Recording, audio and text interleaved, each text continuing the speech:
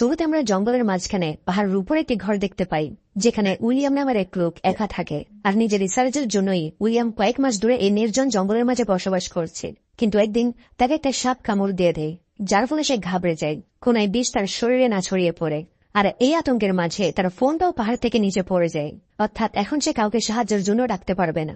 তাই সে নিজেই নিজের হাত কেটে বিষ বের করার চেষ্টা করে আর দ্রুত ঘরে এসে অনেক পানি পান করে ফেলে। কিছুক্ষণ পর উইলিয়াম অজ্ঞান হয়ে যায়।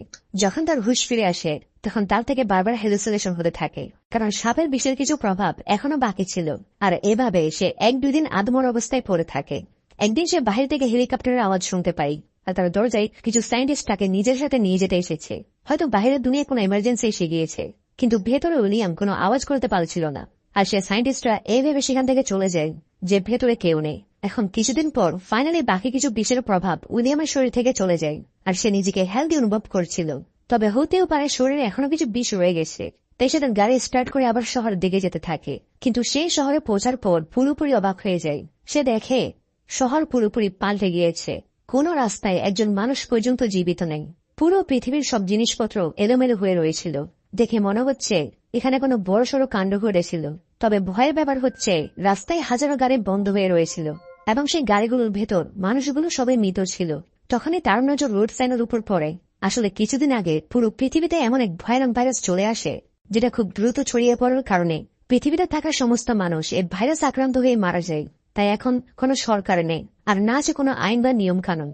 যাই হোক, উইলিয়াম ঘরে পৌঁছায় আর দেখে এখানে তো তার প্যারেন্টস অলরেডি কয়েকদিন আগে মরে আছে। এখন উইলিয়াম কিছুক্ষণ বাস্তবতাকে স্বীকার করে তাদের ঘরের পাশেই তার মা বাবার জন্য কবর খুঁড়ে এখন কিছুদিন চলে যায়। আর উইলিয়াম বুঝতে পারে তাদের এই শহরে সে ছাড়া আর কেউ বেঁচে নেই। তবে তার আশা ছিল যে সে ছাড়া এখনো কোনো মানুষ পৃথিবীতে বেঁচে আছে যারা সেই ভাইরাস থেকে ইমিউন রয়ে গেছে। এখন সেফটির জন্য উইলিয়াম তার সাথে একটা বন্দুক আর কিছু সাপ্লাই নিয়ে সে লাস ভেগাস শহরে যেতে থাকে। রাস্তায় যে ব্রিজটি শহরে যাওয়া আসার মাধ্যম ছিল সেটাও ব্লক পড়েছিল। সো উইলিয়াম থেকে খুব লম্বা সফর শেষ করার পর অন্য একটা রাস্তা দিয়ে লাস ভেগাসে আসতে হয়। কিন্তু এই শহরটাও খালি পড়েছিল, এখানে কেউ নেই। বড় বড় হোটেল আর ক্যাসিনো একদম খালি। সো উইলিয়াম এখন ক্লান্ত হয়ে একটা ফেমাস হোটেলে থাকা শুরু করে। এখন যেহেতু এখানে তার জন্য সবকিছু ফ্রি, তাই সে দামি দামি ওয়াইন পান করতে থাকে। কিন্তু পরের দিন রাতে তার কাছে দুজন সার্ভাইভার মিল্টন আর অ্যান আসে, যারা কিনা উইলিয়ামের মতো এই ভাইরাসে আক্রান্ত হয়নি। তারা বলে যে কয়েকদিন ধরে তারা এমনই দামি দামি হোটেলে থাকছে। মিল্টন তাকে শেষ টিভি ব্রডকাস্ট দেখায়, যেখানে বলা হচ্ছে বিজ্ঞানীরা এই নতুন ভাইরাসের অ্যান্টিডোট বের করতে পারেনি, যার পরে বিভিন্ন দেশে গৃহযুদ্ধ শুরু হয়। মানুষের ওষুধপত্রের জন্য একে অপরকে হত্যা করতে থাকে। আর কিছুদিনের মধ্যে পৃথিবীর সমস্ত মানুষের মধ্যে কেউ ভাইরাসে আর কেউ খুনাখুনিতে মারা যায়। সাথে উইলিয়াম জানতে পারে সেই ভাইরাস আসার পর মিল্টন আর অ্যান আজ প্রথমবার কোনো জীবিত মানুষকে দেখছে। অর্থাৎ পৃথিবীতে এখন বেঁচে থাকা মানুষদের সংখ্যা খুবই কম। সাথে সে এটাও জানতে পারে এতদিন একা থাকার কারণে মিল্টন আর অ্যানের মানসিক অবস্থা খারাপ হয়ে গিয়েছে। অ্যান এখানে রিভিল করে সে ভিডিওগুলো তার স্বামী আর সন্তানকে মারা যেতে দেখেছে, যার কারণে তার বেঁচে থাকার আশা চলে গিয়েছে। এখন উইলিয়াম কিছুদিন ধরে তাদের সাথে এই দামি হোটেলে থাকা শুরু করে। এত দামি আর ব্র্যান্ডের কাপড় ফ্রিতে পরার কারণে উইলিয়াম থেকে কিছুই ভালো লাগে না। দেখে মনে হচ্ছে ব্র্যান্ডের দামও মানুষদের সাথে শেষ হয়ে গিয়েছে। মিল্টন বলে সে একজন বড় বিজনেসম্যান ছিল, সে পরিশ্রম করে অনেক কিছু কামিয়েছিল, কিন্তু এখন তার কাছে না তো তার খ্যাতি আছে আর না তো তার ফ্যামিলি। দেখা যায় মিল্টন নিজের সাথে একটা গান রেখেছে, যেন এটার সাহায্যে তারা 3 জন নিজেদের শেষ করে দিতে পারে। এখন এটা শুনে তো উইলিয়াম ঘাবড়ে বাইরে চলে আসে, কারণ সে এখনো বাঁচতে চায়। তখনই সে পেছন থেকে গুলির আওয়াজ শুনতে পায়, অর্থাৎ মিল্টন আর অ্যান নিজেদের শেষ করে দিয়েছে, আর উইলিয়াম আবার একা হয়ে পড়েছে। উইলিয়ামের মনে হচ্ছিল পুরো পৃথিবীতে এখন সে একা। তাই সে এখন গাড়িকে খুব স্পিডে চালিয়ে শহর থেকে বাইরে চলে আসতে থাকে। আর রাস্তায় সেটা কুকুরকে দেখতে পাই, যেটাকে উইলিয়াম তার সাথে হিসেবে নিজের সাথে নিয়ে নেয়। আর কুকুরটির নাম সে লাকি দিয়ে দেয়। এরপর সে লাইব্রেরিতে গিয়ে কিছু সার্ভাইভাল বুক তাদের পুরনো ঘরে চলে আসে, যেখানে এখন থেকে সে লাকের সাথে থাকবে। আশেপাশের স্টোরগুলোতে যতটুকু খাবার আছে তা দিয়ে তো তাদের অনেকদিন চলবে, তবে তারা চাষ করেও খেতে পারবে। এখন সময় যেতে যেতে 1 বছর হয়ে যায়। উইলিয়াম আর লাকের ভালো বন্ডিং হয়ে গিয়েছে। তবে কোনো মানুষ ছাড়া উইলিয়াম অনেক বোর হচ্ছিল। সে টাইম পাস করার জন্য কখনো জগিং করে তো কখনো সাঁতার কাটতে বের হয়। আর একটি সময় সে তার গাড়িকে একই জায়গায় গোল গোল ঘুরাতে থাকে। কিন্তু তার এই বোরিং লাইফ একদিন পাল্টে যায় যখন লাকির দূরের একটি ঘরকে দেখে চিল্লাতে থাকে। উইলিয়াম দেখে ঘরে থেকে ধোঁয়া বের হচ্ছে, তাই সে দ্রুত গাড়ি নিয়ে সেই জায়গাটিতে পৌঁছায়। সেখানে ছাদে একটি মেয়ে গান নিয়ে তাকে ভয় লাগায়। মেয়েটির নাম এমা, সে একজন সার্ভাইভার। উইলিয়াম তাকে নিজের ব্যাপারে বলে, যার পরে এমা থেকে বিশ্বাস হয়ে যায় যে উইলিয়াম থেকে তার কোনো ঝুঁকি নেই। তাদের কথাবার্তার মধ্যে জানা যায় তারা দুজনেই 1 বছর ধরে কোনো জীবিত মানুষকে দেখেনি। উইলিয়ামের সাথে যা কিছু হয়েছে তা সে এমাকে শেয়ার করে, আর এমাও তাকে নিজের সার্ভাইভাল স্টোরি শেয়ার করে যে সে কালে এখানে এসেছে আর তার লাগছে না এর আগে কোনো জীবিত মানুষ আছে। এভাবে তাদের কিছুক্ষণ কথা হয়। এরপর উইলিয়াম তার থেকে বিদায় নেয়, কিন্তু এমা বলে, আরে আজ রাত এখানেই থেকে যাও, কতদিন হয়ে গিয়েছে কোনো জীবিত মানুষকে দেখিনি। উইলিয়ামও রাজি হয়। এরপর উইলিয়াম এমাকে নিজের ঘরে নিয়ে আসে। একা থাকায় উইলিয়াম ঘরের কোনো কিছু ঠিকঠাক করেনি, সবকিছু উলটপালট হয়ে রয়েছিল। সো তারা দুইজন মিলে আবার ঘরটিকে রেনোভেট করা শুরু করে। পাশেই খাবারের দোকান ছিল, যার ফলে তারা সেখানে গিয়ে খাদ্য সামগ্রী নিয়ে নেয়। একে অপরের সাথে দেখা করে তাদের নিজেদের বেঁচে থাকার আশা জেগে ওঠে। এখন তারা একসাথে ঘুম থেকে ওঠে আর ডেলি বিভিন্ন কাজ করে। তারা নিজেদের হবি তৈরি করে নেয় যেন তারা বোর না হয়। এছাড়াও তারা জানত যদি তারাই পৃথিবীর শেষ কাপল হয় তাহলে তাদেরই পৃথিবীর জনসংখ্যাকে বাড়াতে হবে। ওদিকে মানুষ বিলুপ্ত হওয়ার কারণে হিংস্র পশু প্রাণী শহর পর্যন্ত চলে এসেছে। সময়ের সাথে উইলিয়াম ঘরে সোলার প্যানেল বসিয়ে দিয়েছে যেন তাদের ঘর পুরোপুরি রেডি হয়ে যায়। সাথে কিছুদিনের মধ্যে এমাও প্রেগনেন্ট হয়ে যায়। সে খুব খুশি ছিল, তবে উইলিয়াম চিন্তিত ছিল। সে ভাবছিল যে তাদের সন্তানকে এই পোস্ট অ্যাপোক্যালিপটিক দুনিয়ায় আনা উচিত কিনা। এছাড়া তাদের বেবির ডেলিভারি করাতে হবে। তাই উইলিয়াম লাইব্রেরিতে গিয়ে বেবি ডেলিভারি করা রিলেটেড বুক পড়তে থাকে। সময়ের সাথে সাথে তাদের ঘর সব দিক থেকে সেফ হয়ে গিয়েছে। তাদের ঘরে সোলার প্যানেল লেগে আছে, তাই তারা এখন ফ্রিজে খাবার স্টোর করে রাখতে পারবে। সাথে তারা অনেক মুরগি আর কিছু গরু পালন শুরু করে দেয়, যেখান থেকে তারা ডিম আর দুধ পেতে থাকে। তাদের পাশে একটা বড় সবুজ শ্যামল গার্ডেন ছিল। মানুষ বিলুপ্ত হওয়ার পর হাওয়া বাতাস এখন পরিষ্কার বিশুদ্ধ হয়ে গিয়েছে। তবে সময়ের সাথে তাদের একটা বড় প্রবলেমের মোকাবেলা করতে হয়। আসলে তাদের আশেপাশের এরিয়ায় ইঁদুরের সংখ্যা বেড়েই চলছিল, আর এখন তো সেই ইঁদুরগুলো তাদের ঘরের দিকে আসছিল। তাই তারা তাদের ঘরের আশেপাশের আবর্জনাগুলো জ্বালাতে থাকে যেন ইঁদুরা তাদের ঘরের দিকে না আসে। কিন্তু যখনই এই আইডিয়াটা কাজে আসে না, তখন তারা তাদের পুরো ঘরকে সিল করে দেয়।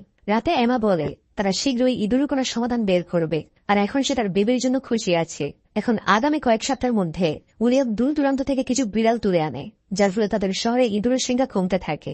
আর অবশেষে সেই দিনটা চলে আসে যখন এমার ডেলিভারি হবে। তারা দুজনেই এই দিনটার জন্য অনেক প্রস্তুতি নিয়ে রেখেছে। সো উইলিয়ামের সাহায্যে তারা ফাইনালি একটা হেলদি বেবি গার্ল পেয়ে যায়। এরপর তারা শহরে গিয়ে নিজেদের অ্যাড্রেস পেন্ট করে দেয় যেন অবশিষ্ট বেঁচে থাকা মানুষ যখন তাদের শহরে আসবে তাহলে তারা যেন এই অ্যাড্রেস দেখে উইলিয়ামদের ঘরে চলে যায়। এখন সময় যেতে যেতে 6 বছর হয়ে যায়। একদিন যখন উইলিয়াম গাড়ি করে যাচ্ছিল, তখন রাস্তায় তার গাড়ির সাথে একটা বাঘের অ্যাক্সিডেন্ট হয়ে যায়। এখন উইলিয়াম যখন বাঘটিকে ভালোভাবে দেখছিল, তখন হঠাৎ সে একটা ছোট মেয়েকে দেখতে পায় যে উইলিয়ামকে ভয় পেয়ে পালাতে শুরু করে। উইলিয়াম তাকে ধরে ফেলে আর বলে যে সেই যেন উইলিয়ামদের ঘরে আসে। তবে সেই মেয়েটা খুব বেশি ভয় পাচ্ছিল, তাই উইলিয়াম তাকে একটা আপেল দেওয়াতে মেয়েটির বিশ্বাস হয়ে যায় যে সে তাকে কিছু করবে না। মেয়েটি উইলিয়ামের গাড়িতে বসে তাদের ঘর পর্যন্ত চলে আসে। দেখা যায় এখন উইলিয়ামদের আরেকটি বাচ্চা হয়েছে। বড় মেয়ে হেদারের জন্ম হওয়ার 2 বছর পর তাদের আরেকটি ছেলে হয়, যার নাম অ্যালেক্স। সাথে এমা এখন 3য় সন্তানের প্রেগনেন্ট। হয়তো পৃথিবীর পুরো জনসংখ্যায় দুজনেই বাড়াবে। যাই হোক, খুশির খবর হচ্ছে শহরে দেওয়া তাদের অ্যাড্রেসের কারণে 2জন সার্ভাইভার তাদের কাছে আসে। যদি সে ছোট্ট মেয়েটা এখনো ভয় পেয়ে আছে, সে ট্রাক থেকে এখনো নিচে নামে না, তাই কেউই তাকে জোর করে না। সেদিন পুরো রাত মেয়েটি ট্রাকেই বসেছিল। সকালে যখন মারিনা তাকে খাবার দিতে যায়, তখন মেয়েটি তার উপর হামলা করার চেষ্টা করে। মারিনা তাকে নিজের কাহিনী শোনায় যে কিভাবে সে জর্জের সাথে এদিক ওদিক কোন জীবিত মানুষকে খুঁজছিল, যার পরে অবশেষে তারা উইলিয়ামদের অ্যাড্রেস দেখতে পায়। এভাবে কথায় কথায় মারিনা তাকে ঘরে নিয়ে আসে আর তাকে গোসল করতে পাঠিয়ে দেয়। এরপর মারিনা মেয়েটির ব্যাগ থেকে কিছু অদ্ভুত ড্রয়িং বের করে। এছাড়া সেখানে একটি লেটার ছিল যেখানে মেয়েটির নাম ইবি লেখা ছিল।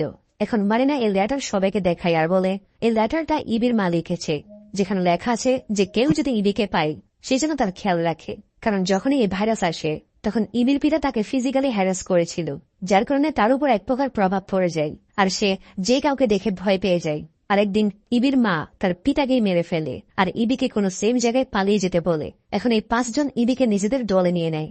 শীঘ্রই এমা 3য় সন্তান জন্ম দেয়, যার নাম স্যাম রাখা হয়। এখন তাদের ফ্যামিলি বড় হতে আছে।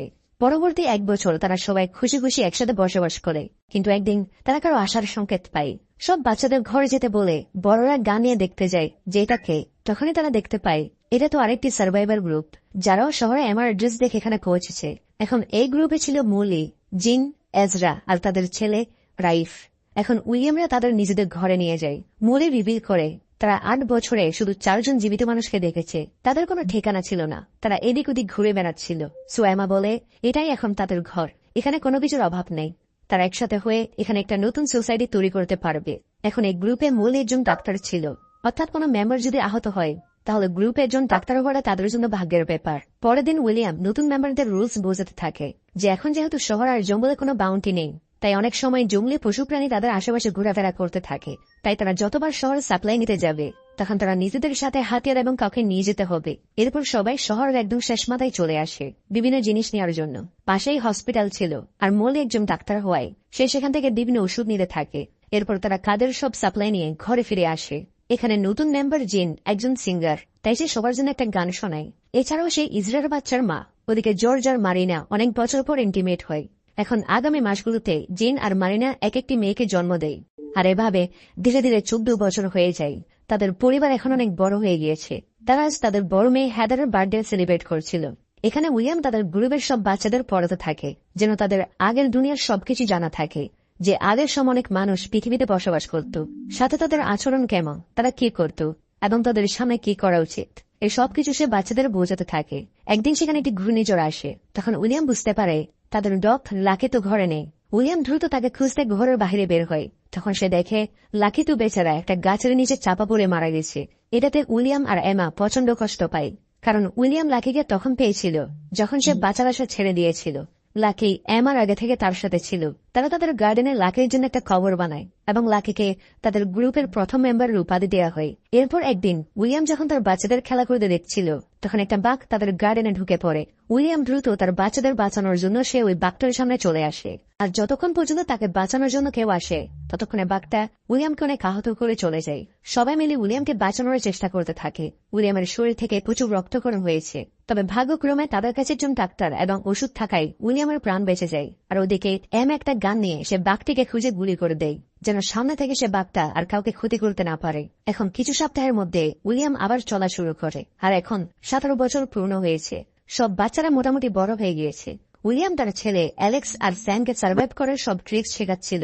আর এদিকে এজরার বড় ছেলে রাইফ উইলিয়ামের মেয়ে হেদারকে পছন্দ করতে থাকে। তারা সবসময় একসাথে থাকে, আর এখন তারা তাদের ফ্যামিলিকে বলে একা বাহিরে দুনিয়া ঘুরতে বের হওয়ার সিদ্ধান্ত নেয়। সবাই জানত যে তাদের নিজেদের মধ্যেই জনসংখ্যা বাড়াতে হবে, তাই এটাতে কারো আপত্তি ছিল না। তাই তারা তাদের দুজনকে ওয়েপেন্স আর খাবার পানি দিয়ে বিদায় জানায়। কিছুদিন পর দেখা যায় তাদের কাছে পানির সংকট দেখা দেয়, আর পাশের একটি ড্যামে গিয়ে তারা জানতে পারে এখন আশেপাশের সব পানি শুকিয়ে যাচ্ছে। আসলে হঠাৎ মানুষ বিলুপ্ত হওয়ার কারণে ওয়েদার প্রসেস পুরোপুরি পাল্টে যায়, যার কারণে কয়েক মাস ধরে বৃষ্টি হচ্ছিল না। অর্থাৎ গ্রুপের মধ্যে এখন বড় একটা সমস্যা হচ্ছে পানির সমস্যা। তখনই তারা দুটি গাড়ি তাদের দিকে আসতে দেখে, অর্থাৎ তারা ছাড়াও অন্যান্য কোনো সার্ভাইভার এখনো বেঁচে আছে। তাই তারা দ্রুত ঘরে এসে সবাইকে জানায় আর বলে হতে পারে তারা আমাদের জন্য বিপজ্জনক হতে পারে, সাথে তারা আমাদের ঘরও দখল করে নিতে পারে। আসলে গ্রুপটা চার্লির ছিল।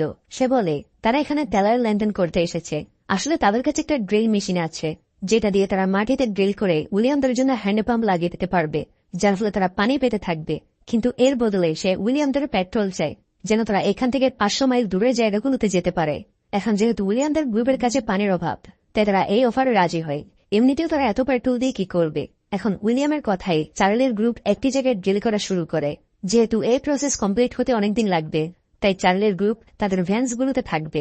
তবে উইলিয়াম সময়ের সাথে সাথে নোটিস করে চার্লি তেমন ভালো মানুষ নয়, কারণ তার কথার মাধ্যমে জানা যায় সে একটি সময় কিছু রিসোর্সের জন্য অনেক সার্ভাইভারদের হত্যা করেছে।